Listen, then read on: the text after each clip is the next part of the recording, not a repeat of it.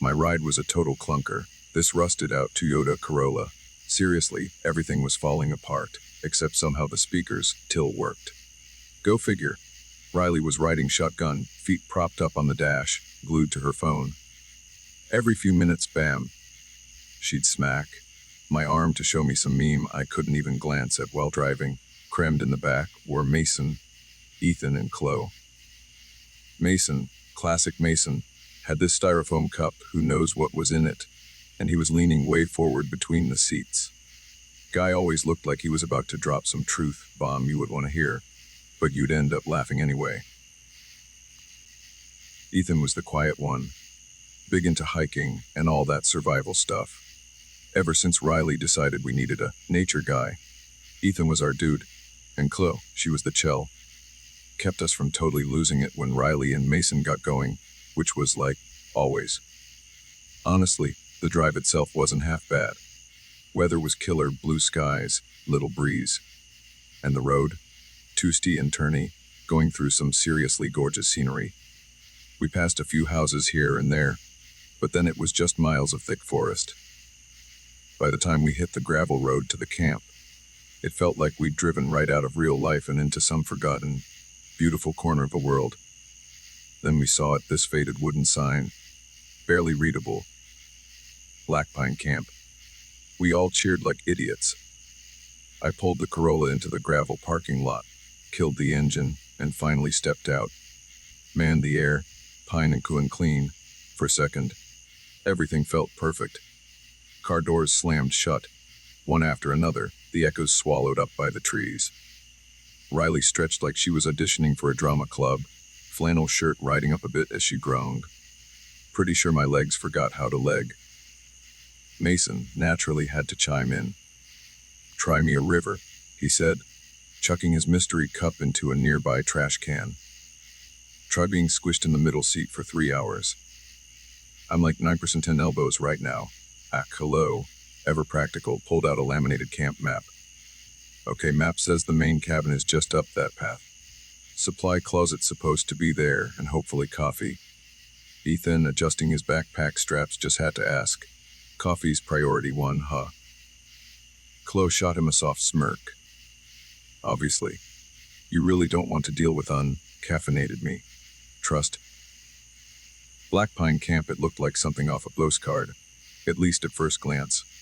Rustic cabins in a semicircle around a gravel clearing, fire pit in the middle. Beyond that, just trees as far as you could see, branches swaying in the breeze. Mason was the first to break the quiet. "Okay, where's the creepy dude with a hook for a hand? He running late." "He's late." "Shut up, Mason," Riley said, rolling her eyes. She started walking towards the biggest cabin, the one that looked like it used to be a mess hall or something. Seriously though, this place has major summer camp horror movie vibes. I am so here for it. "Greet," I said. "Just what we need." Riley summoning Jason Voorhees on day one. "Just saying." Riley shot back, pushing open the cabin door and peek inside. "If I hear one creepy noise tonight, I'm leaving you all behind." "Noted," I said, following her in. Inside, it smelled like old wood and dust, sunlight slicing through cracks in the shutters. Rows of long wooden tables, mostly covered in cobwebs. Mason wandered in behind us, kicking at a bench. "I'm digging this," a Chloe. Bucket and mop in hand, she'd already found the supply shed, stepped into the room. "Less digging, more cleaning, Mason. Sooner we get this place livable, sooner we can chill." So, yeah, that was Blackpine Camp, day one. Seemed perfect at first, but something already felt a little off. We spent the next couple hours splitting up, tackling the camp cleanup. Ethan, being all outdoorsy, cleared out the fire pit. Chloe, bless her, started scrubbing down the mess hall. Riley and Mason, they got stuck with the sleeping cabins, just as dusty as the mess hall, but surprisingly not falling apart. That left me with unloading duty, food and gear. Dragging a cooler towards the mess hall, I saw Riley standing in a cabin doorway, arms crossed. She called out, "Jet, over here, check this out." "So?" I asked, setting the cooler down and walking over. She just gestured inside the cabin.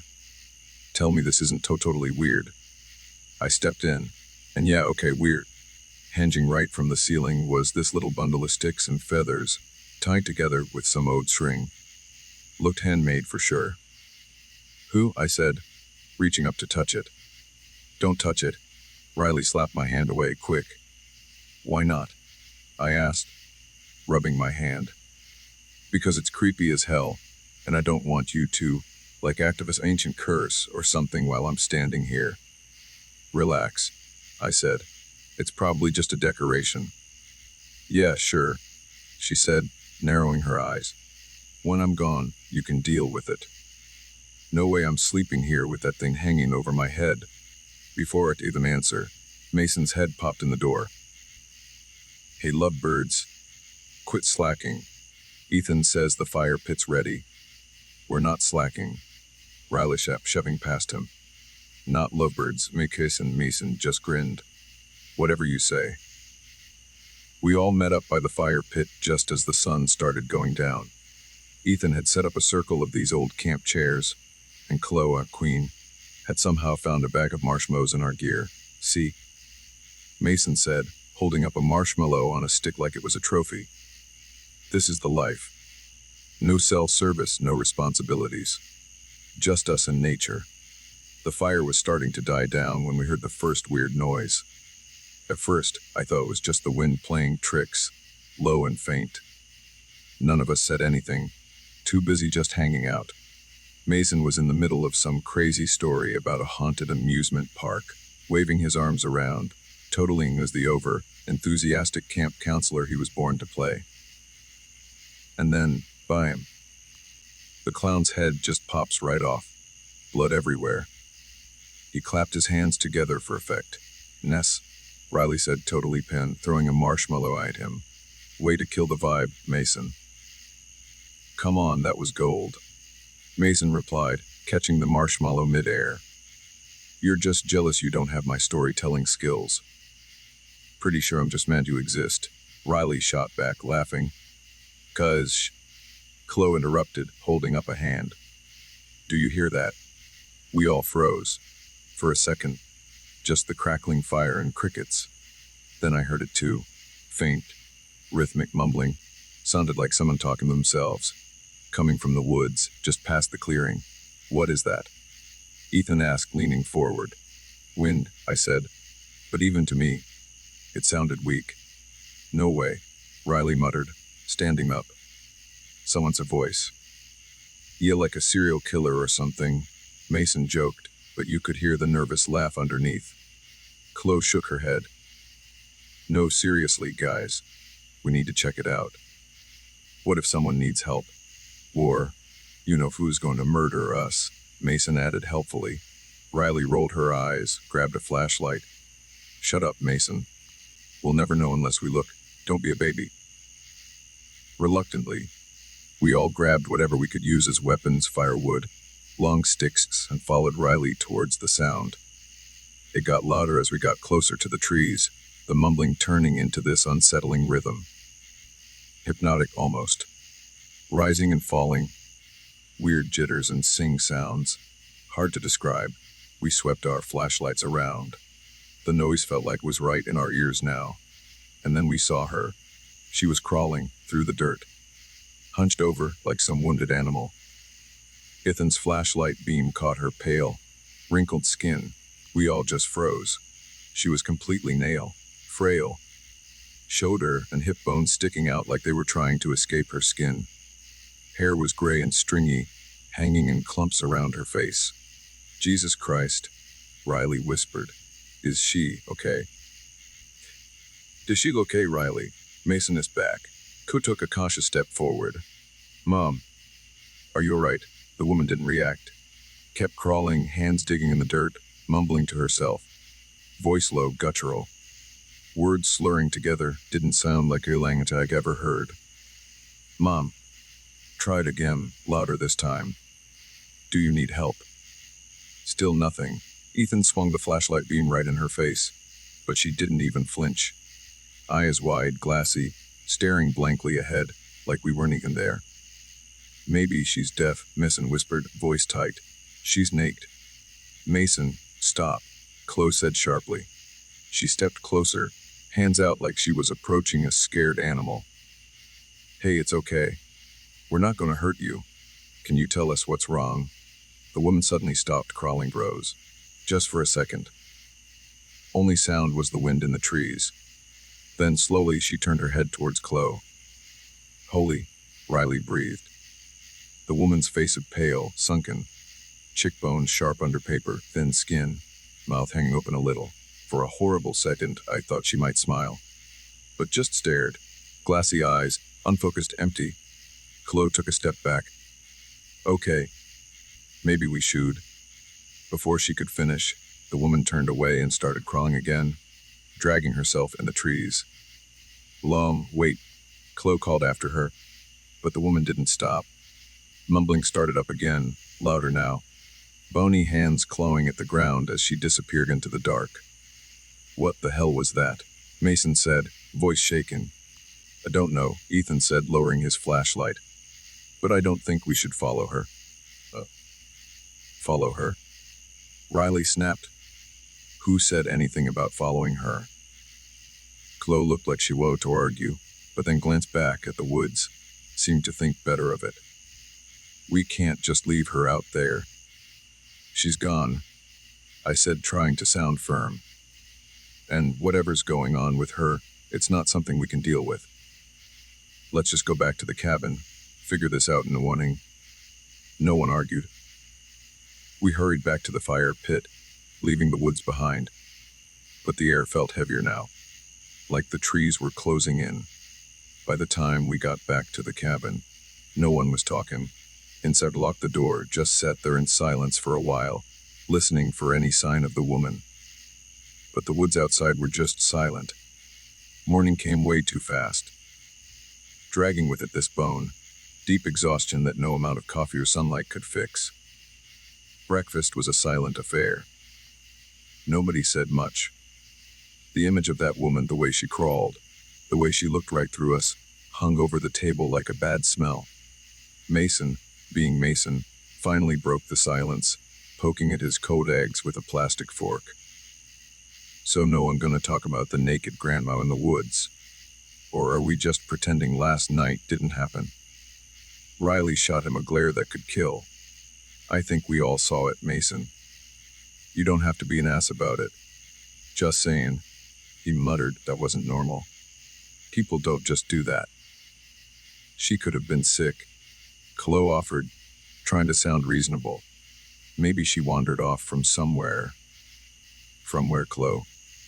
Ethan asked, leaning back in his chair. Of Moyer. Closest house is, 20 miles? What, Guz, can we not? I said, rubbing my temples. Head was already pounding. Let's just get through today. Maybe she was some random driver and she's long gone by now. Riley snorted. Yeah, sure. Long gone. Totally normal behavior to crawl around naked and mumble into hard dirt before just taking off. The rest of the day weird. We split up again to finish cleaning the camp, but the air just felt different. Thicker somehow. Wasn't just the woman. It was everything, the woods, the cabins, even the sky. Like some strange sickness had settled in. Mid-morning, I was clearing brush from the trail near the cabins when I found it. Another one. Small bundle of sticks, feathers, and animal bones, tied with frayed red string, hanging from a low branch swaying the branch. What the hell is this? I muttered, staring up at it. Found one too. Ethan's voice startled me. I turned, saw him walking up the trail. They're everywhere, he said. I've counted, like 5 so far. Riley found one tied to the side of a cabin, and Chloe's freaking out. I reached up to grab the bundle hanging in front of me. Ethan grabbed my wrist. Don't, he said, voice low. Just don't touch it. Why not? I asked. Because it's creepy as hell, that's why. You don't mess with stuff like this. Riley appeared behind him, holding up a bundle of her own. So what do we do? Just leave them here. Hope the arts and crafts witches don't come back for round 2. She held out her arm, looking at twigs like they were to bite her. I was on your page before, Ethan, but these things gotta go. We need to tell someone, Chloe said, jogging up the trail to join us. She was pale, arms crossed tight over her chest. These things weren't here yesterday, and I already took down a few with Mason. Someone's been here, yeah, Riley said. Probably the same someone who was crawling around last night. I said, voice sharper than I meant it to be. We don't know what's going on, but freaking out isn't gonna help. Chloe opened her mouth to argue, but before she could say anything, Mason yelled from the direction of the fire pit. You might want to see this. We followed his voice to the fire pit. He was crouched over something on the ground. As we got closer, I saw it. A weird symbol etched in the dirt. Perfect circle, jagged lines radiating out from the center, like a sunburst. It's fresh, Mason said, tracing the edge of the symbol with his finger. I checked the fire pit last night before bed. This wasn't here. Oh great, Riley said, throwing her hands up. So now, we got creepy symbols, freaky art projects, and a naked lady crawling around in the woods. Are we sure this isn't some elaborate prank? Like, are there hidden cameras somewhere? If it's a prank, it's a muttered, it's a damn good one. The Chloe shook her, don't think this is a joke. I think we're being warned. Warned? Mason asked, standing up. Warned about what? Chloe didn't answer. Just looked back at the woods, face pale and drawn. The rest of the day, uneasy silence. None of us wanted to wander too far from the cabins, but staying close felt worse. Every noise, every shadow in the trees, set my teeth on edge. By the time the sun started to dip, we were all jumpy as hell. Strange symbols, bundles. The heavy quiet of the woods, it was all adding up to something bad. I caught Riley glancing over her shoulder as we walked back to the cabin for dinner. You think she's still out there? She asked, voice barely a whisper. I didn't answer. We both knew the truth. Dinner. Microwaved instant noodles. Tension in the cabin was thick enough to choke on. Nobody wanted to say they were scared. But the way Riley kept looking at the windows, the wind Mason wouldn't down the fire poker, yeah. We tried a card game to distract ourselves, but it didn't work. Every shuffle of the deck sounded way too loud. Three of a kind, Riley said, slapping her cards down on the table. Pay up, losers. Mason groaned, flicked a pin at her. I know it. Don't need to cheat to beat you, Mason, Riley said, smirking, but her eyes darted towards the window again. Chloe stood up abruptly, wringing her hands. I can't do this anymore. Do what? Ethan asked. Pretend everything fine, it's not fine. The something's wrong here. The symbols, the bundles. The woman, this whole place feels off. Great, Mason said, tossing his cards on the table. Let's all panic. That'll totally fix everything. She's not wrong, though, Riley said, voice softer now. It's not just her. You all feel it. Don't you? Nobody answered, but the silence said it all. And then started just like the night before. Low, rhythmic mumbling drifting through the trees. My stomach twisted. Sound got louder, closer. Wasn't the same as last night. Not one voice this time. Many. Tell me that's the wind, Riley said, voice trembling. He's not the muttered, already grabbing the flashlight. We crowded by the window, staring out into the dark. Fire pit barely visible in the moonlight. But beyond it, figures moved. Hard to make out at first. Shadow shifting just outside the clearing. As the mumbling got louder, the shadows stepped into the open. Old women, at least they looked like old women. Moving slow, shuffling, heads low, shoulders hunched. Firelight caught their faces, wrinkled, pale, blank, like the woman from last night of them. All muttering under their breath, same weird, guttural language. What the hell? Mason whispered, backing away from the window. Are they? Chloe started, voice breaking. They're old, Riley said, gripping the edge of the table as white. Women didn't seem to notice us. Shuffled around the fire pit, mumbling, rising and falling like some bizarre chant. One of them stopped, tilted her head back, mouth opening wide like she was screaming. But no sound. We should go out there, Chloe said suddenly. Were you insane? I snapped. Did you not see what happened last night? We do not go near them. They're just women. Alex, Chloe said, but her voice was shaking. What if they're lost? What if not lost? Ethan said firmly. Look at them. Does that look lost to you? We all turned back to the window. Women had started moving again, heading towards the woods. One of them paused at the edge of the trees, turned, stared right at the cabin. I felt my breath catch. Eyes blank, milky. Expression slack. But somehow I felt her looking through the cabin. Like she could see us. See me. Close the curtains, I whispered. Riley moved fast, yanking the curtain shut, plunging the cabin into darkness. We all just stood there for a moment, listening to our own breathing, muffled murmurs of the women outside. Felt like forever. Then, mumbling started to fade. They're leaving, Ethan said, voice barely audible. No, till the forest went silent again. Even then, we stayed huddled together in the center of the room, too scared to even speak. Finally, Mason broke the silence. So, we're all just gonna pretend that was normal, right? Shut up, Mason, Riley said, but none of us slept that night. Every creak of the cabin, every gust of wind, sounded like footsteps. I lay awake, staring at the ceiling, trying to tell myself it was over. But deep down, I knew they'd be back. Next morning, nobody talked much either. Sat around the cabin's tiny dining table, sipping instant coffee, avoiding eye contact. Daylight felt weak, like the sun was struggling to break through some invisible wall. I kept glancing at the window, half expecting to see one of those women just standing there in the clearing. Chloe finally broke the silence, voice hoarse. We have to leave, she said suddenly. Today. Right now. Riley, barely touching her coffee, just nodded. Yeah, this place is messed up. I don't care if the camp leader gets mad. We're leaving. Fine by me. Mason muttered. Let's pack up. Get the hell out of here. Ethan set his mug down, rubbed to his temples. The plane. The car can only take so much gear. Do we? We'll figure it out. Chloe interrupted. We'll leave the camping supplies, whatever.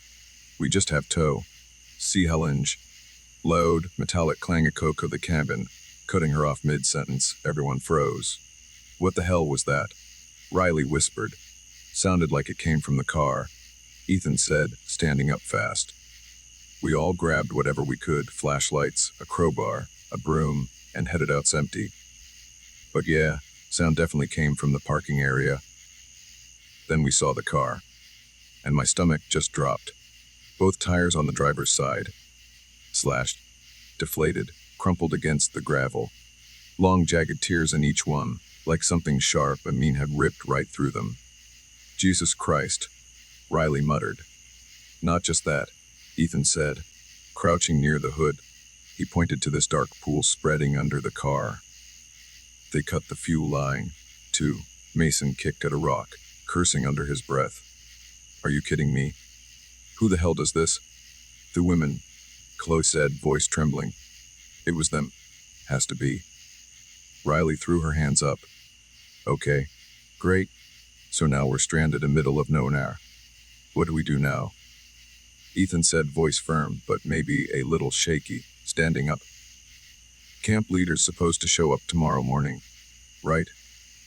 Yeah, Chloe said. That's what, 24 hours. What can survive one, Ethan said. More night. More night. Chloe's voice cracked. Did you see what they were doing out there? What if they come back? What if they don't leave this time? We don't have a choice, I said, trying to keep my voice steady. We're not walking 20 miles through the woods with no cell service. We stay. And we stick together. O'Reilly looked like she wanted to argue, but she didn't. just folded her arms, stared at the ground. But I'm not just standing here like a sitting duck. We're boarding this place up. So, that's what we did. Spent the rest of the day trying to stay busy. Ethan and Mason boarded up the windows in the cabins. Riley and I gathered firewood, like that was going to help against that. Chloe sat by the radio, twisting knobs, useless. We should have left yesterday, she said when I came back inside. I didn't argue.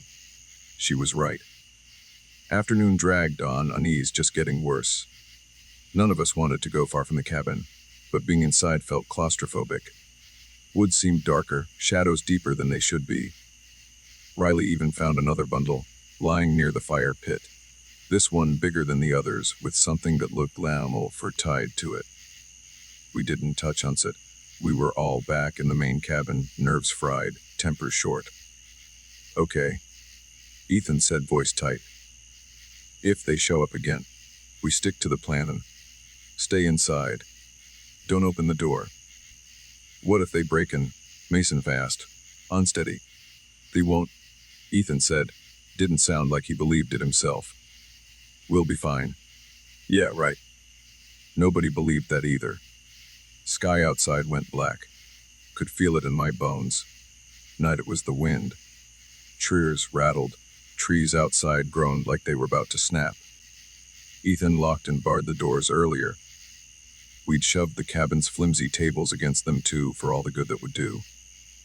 Chloe was still by the radio, twisting knobs. Silent, desperate plea for a signal. Riley was in the corner, kitchen knife gripped tight. Lips pressed into this thin, furious line. Mason sat on the floor, fire poker clutched so hard his knuckles were white. What time is it? Riley asked, breaking the silence. Late, Ethan said, crouched by the window, watching the clearing through a crack in the boarded shutter. Riley laughed, bitter. Great. Super helpful. Thanks, cut it out, Riley. I was trying to sound steady. We need to stay calm. Calm, she snapped. Did you miss the part where we're trapped in the middle of nowhere with a bunch of psycho witches who slashed our tires and cut our fuel line? You want me to calm down? But before Riley could say more, Ethan held up a hand. Quiet. We all froze. Every muscle locked up. Straining to hear what Ethan heard. At first nothing but wind and groaning trees. Then I heard it. The sound. Been dreading it since sunset. The chanting. Started faint, like last night. But this time wasn't coming from the woods. Closer. Much closer. Jesus Christ. Chloe whispered. They're here. A voice la here. We crowded at the window, peeking through cracks. Fire pit in the clearing glowed faintly with embers we thought were dead. Figures moved in the shadows around it. Bodies all jerky, like crows on strings. Same women from last night, or whatever was left of them. Skin loose torn, raw, pink flesh underneath glistening in the firelight. Faces pale hollow. Eyes milky empty. But their mouths moved. Synchronized rhythm. Muttering words that weren't words. One of them bent backwards, impossible angle. Head lolling unnatural. Voice got louder. Another dragged something heavy behind her burlap sack, worming, bleeding onto the dirt. Air those. Mason started, voice trailing off, face ashen. Women move with purpose, dragging the sack towards the fire pit. One reached in, pulled out something struggling, writhing. Animal. Rabbit, I think. Woman held it high, mumbling, rising to fever pitch. Then ripped it open. Bare hands. Chloe let out this choke sob, stumbled back from window. Couldn't look away, poured down the woman's arms, thick, dark, pooling at her feet. Flung the carcass into the fire. Hissed, popped. Sickening stench of burning flesh filled the air. Chanting louder, more aggressive. Other women followed suit, pulling more animals from the sack. Mangled rabbits, squirrel, something I couldn't even ID. Spilling blood into the flames. Alex, stop watching, Riley hissed, grabbing my arm, yanking me back from the window. We need to do something. Do what, Riley? Mason's voice breaking. What the hell are we supposed to do against that? We can't just sit here. Riley snapped. They haven't come for us yet. Ethan said quietly, eyes still glued to the window. We stay inside. Maybe they'll... He trailed off. We all knew how that sentence was supposed to end. Maybe they'll leave. Fire in the clearing roared higher, throwing long, flickering shadows across the trees. One of the women started to scream. Not paying. Try maybe. Voice guttural inhuman, rising above the others as she threw her arms wide, tipped her head back to the sky. Others joined in. Bodies contorting in ways shouldn't be possible, bonked. Joints twisted. But they didn't stop moving. I pressed my hands over my ears, trying to block out the sound. But it was inside me, vibrating in my skull, chest, marrow of my bones. Then one of them stopped. Turned slow, head snapping unnatural to one side. Stared right at the cabin. They know we're here, Chloe whispered, voice trembling. Woman stepped forward. Movements jerky, uneven. Another followed, then another, moving towards us. Eyes gleaming white in the firelight. Mouth still muttering. Get away from the window. Or, you bouting up. Chanting louder, frenzied, deafening. Could feel it in my teeth, ribs. Vision blurred. For a second, thought I might pass out. Then, just as sudden as it started, it stopped. Silence worse than the noise. Then knock coming and said, voice trembling, but defiant. THD. Sharp, heavy thud against the door cut her off. We all froze, staring at the door. Buckled a little under the impact. T'ud. Another one. Another. More violent. They're trying to break in, Chloe whimpered. Ethan grabbed the crowbar, stepped in front of the door. Stay back, he said, voice hard but shaking. Thudding stopped. Then, from the other side of the door, low, rasping voice. Not a question, demand. Wanted to scream, run, anything but stand there. Feet rooted to the floor. Don't move, Ethan whispered. Don't say anything. Voice again. Louder this time, closer. Let us in. Firelight outside flickered. Could see their shadows through the cracks in the shutters, everywhere. Surrounding the cabin. Waiting. Pounding on the door stopped. For a moment, only sound was our shaky breaths. Faint crackle of the fire. Heart hammering so hard, thought it might burst. Riley clutching the kitchen knife, it was a lifeline. Mason fire poker, frozen near the window. They're gone, Chloe whispered. Voice shook with disbelief. They're gone. Ethan didn't move from the door. Vela, like answering him. Window behind us shattered. Exploded inward. Riley screamed as something long. Claude reached through, swiping at the air. Hand or whatever it was, pale. Thin, skin sagging off the bones like wet paper. Jet back, Ethan yelled, swinging crowbar, slamming against the frame. Creature retracted its arm with a guttural hiss. Block it. Block the window. Mason shouted, grabbing a chair, slamming it against the broken pane. Before we could breathe, another window shattered. Then other deafening. Each break followed by relentless muttering, scratching of those things clawing at the cabin. They're everywhere. Riley screamed, backing towards the corner. Basement. Ethan shouted, pointing at the trapdoor near the kitchen. Barricade ourselves down there. We scrambled for the trapdoor. Chloe practically dragging me, legs like lead. Riley already there, yanking it open, shoving others through. Hurry, she yelled. Mason went next, then Chloe. Shoved me towards the open window. Climbed down the creaking ladder into damp, dark basement. Air smelled like mildew, old dirt. Chloe fumbled with flashlight, jagged beams of light across low, claustrophobic space. Ethan followed, slamming the trapdoor shut above him. Just as another crash rang out from the cabin. Something heavy landed on the floor above. Sharp scrape of claws on wood. Huddled in the corner. Backs against cold stone wall. Room deathly silent, except our breathing. For a moment maybe we're safe. Then trapdoor creaked. No, Riley whispered, knife grip so tight hand was shaking. No, no, no. Door groaned. Wood splintering as something heavy pressed against it. Muttering louder now, filling the room, dozen bell shads. Then, trapdoor shattered. First one dropped into basement with sickening crunch. Legs bent wrong way when she landed. Didn't seem to notice. Skin hung off her frame, wet, rotting folds. Milky eyes glowed faint in the dark. Slashing with knife.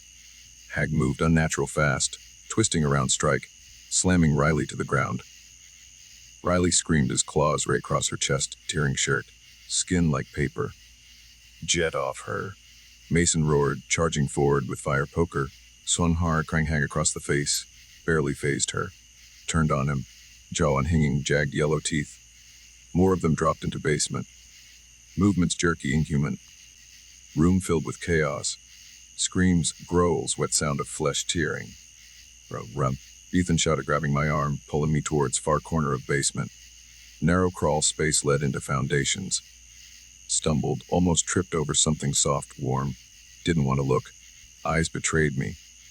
Riley lay on floor, blood pooling neath her. One of the hags dragging her limp body towards trapdoor. No, shouted, reaching for her. Ethan yanked me back. She's gone, Alex. We have to go. Couldn't process it. Couldn't believe it. Rallied us, most assertive of us. Gone, glow next. Crawling through tight, damp tunnel, she gasped. No, get off me. Turned.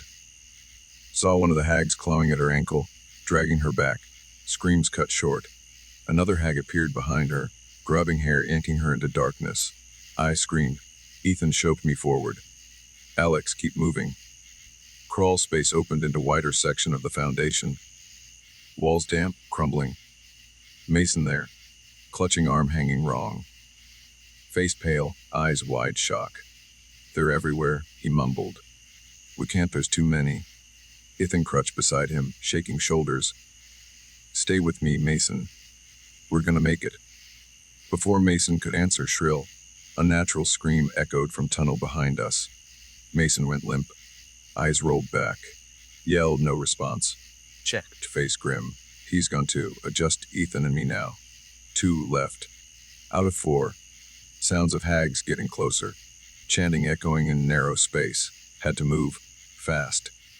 This way. Pointing to even smaller opening foundation wall. Barely big enough to squeeze through. Are you serious? I asked, panic rising. See another option. Didn't wait for answer. Dropped to hands and knees, crawling into darkness. Hesitated, split tunnel. Rachel and Jess dragged away. Followed Ethan into cramped space. Crawl space tighter than before. Air thick. Damp earth smell. Something else acrid. Full stomach churn. Crawling bellies. Pushing through narrow passage. Chanting of women still ringing in ears, fainter now. Felt like forever.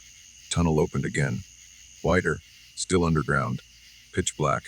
Air cold heavy. Ethan fumbled flashlight. Beam cut darkness, revealing root, filled earthen space. Where we whispered, voice trembling. Deeper under foundation, I think. Ethan replied, low voice. Hopefully. They won't follow us this far.